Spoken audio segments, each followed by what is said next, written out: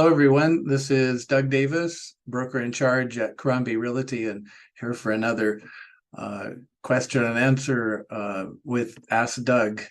And today I wanted to talk about um, the concepts involved with seawalls and how are we going to protect our land, our property, our private property rights, and deal with the rising ocean and the damage that the waves and storms do to the property and private property and state highways and that sort of thing. And I want to start this by saying that we really have this wrong. Our concepts here are wrong. It's like no one seems to care that the state is going everywhere around the island and hardening it with massive seawalls, and not a peep out of anyone or complaint by anyone. But it's got to be done. We've got to protect our aina. We have to protect our land. It's eroding away, and it's not going to come back easily.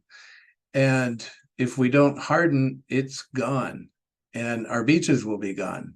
So we need to do something. So here's some new concepts that are coming out, some new studies that point in a different direction.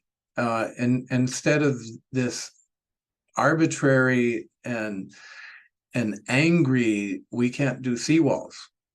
It's inappropriate. So let me show you why. So first thing I want to show you is a new jetty and something that the state or city has done, and it's here. And I'm just going to run this. This jetty here is new, the little curl at the end here, and all of this sand has been brought in that came from the channel right here, and it was dug up and deepened and put over here, and they created an enormous beach for the residents, private property. This is all protecting private property, built by the government. I would assume the state of Hawaii has done this, and massive increase in the beach size. And of course, it'll adjust, and you'll see a scarp right here where the ocean has come up, and it's going to blend all this sand. It's the same sand on both sides here. It's right from this channel. That's going into Hawaii Kai. And there you have it. That's something new. Okay, so this, no controversy. There's no marchers. There's no nothing. People just let this happen, and here we have a nice big beach that people can use. And on the weekends, I see dozens of people there now. It's a kind of a start for the jet skis and people going out to go surfing and such. So that's one thing. Then we have this Cam Highway out in Ka'ava, where most likely the state is going to be building an enormous wall to protect the highway. And if they don't protect the highway, there's no way to go around the island. So kind of important. So they're going to build a 450-foot long, 8-foot tall wall and 24 feet wide. Well, Great Wall of Hawaii, that's massive.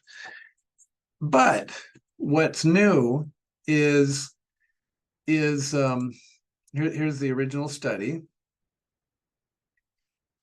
And then here are some things that I clipped from the study, Army Corps of Engineers, I believe. It's going up at a diagonal and not straight up and down, where the ocean hits the wall and takes sand out. So this will be a diagonal. They'll have the spaces open, so the water will go down around the giant rocks that they'll put there. So it'll minimize the reflective energy at the shoreline. And because it is not concreted between the rocks, it's absorptive and permeable for the waters that break on it. Kind of like the gigantic seawall at the airport for the runway. And they have those giant concrete structures that tie together and keep that solid around the airport. Look at this sentence. Revetments, which is the diagonal wall, generally tend to better facilitate sand deposition. Wow, that's new. That is a new concept for the state. And then here, possibly allowing sand to accumulate. That is new. So we put up diagonal walls and sand may accumulate. Okay, that's new. So there's some stuff. Sea level table. Here we are 10 years, 8 years from now, 18 years, 4 feet to 1.3. We don't know what it's going to be. It's all speculation, the sea level thing. It's going up, sure, but it's going up slowly. So why shouldn't we protect our private property and our state property in the meantime? Seems like we should. And then pictures. I have pictures. Hold on. Oh, here on the top. Here's something out in Eva Beach, T-groins. And look at the massive sand accumulation behind them. Massive. Look at the old beach down here in the bottom left corner versus where all these T-bars are, the massive sand accumulation. And who doesn't like having a groin? I mean, these are things that people love to walk out on and look down on the side and see the fish.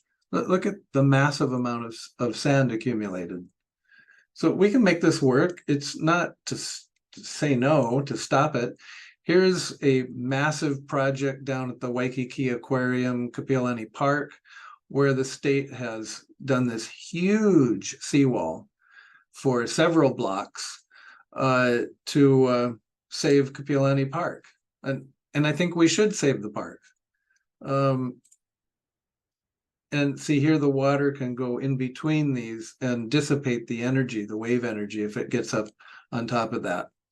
So here you are, the Gold Coast. There's the natatorium here, and then along the sidewalk. And then this has all been built up to save Kapiolani Park. And then groins. Look at all the people enjoying it. They're not bad things. It seems like no one wants to have them because they somehow will damage the shoreline. But you just saw here where they're not damaging, but actually increasing this amount of sand here. So yeah, and then the sea level. So there you have it. That's what I wanted to talk about, and we should all try to find the alternative to let's not do anything, let's not do seawalls, let's not have the burrito bag save the properties, especially if it's private property. It's just wrong thinking. We should be trying to save our land and save our state, and these alternatives seem to have some chance of hope here. And it's not stopping the government. They're going to build massive seawalls all around the island. They're doing it on their property continually, as you've seen here.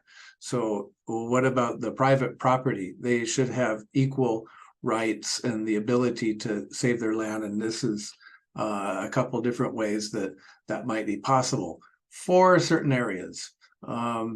It's not going to work everywhere, but some of these lower energy areas from waves, these are all certainly very viable ways to protect our land and accumulate sand. How about that?